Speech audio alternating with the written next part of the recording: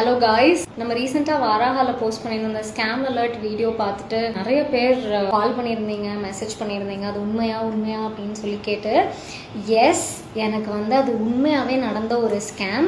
வாராஹாவை launch பண்ணி 2 weeks தான் ஆகுது. அந்த 2 வீக்ஸில் இந்த ஸ்கேம் நடந்தது.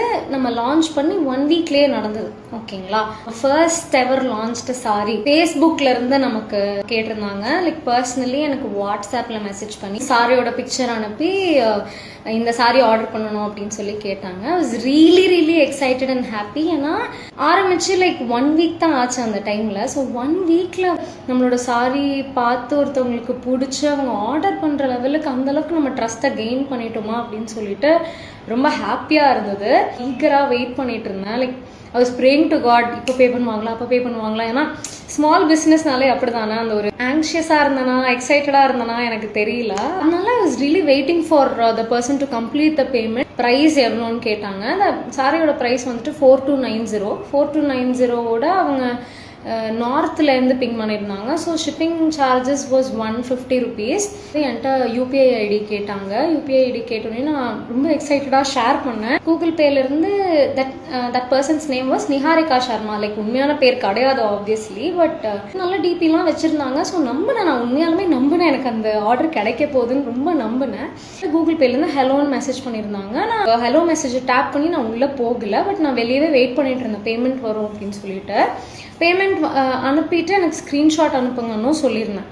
ஸோ எனக்கு அகெயின் ஒரு மெசேஜ் அந்த நம்பர்லேருந்து கூகுள் பேயில் வந்திருந்தது.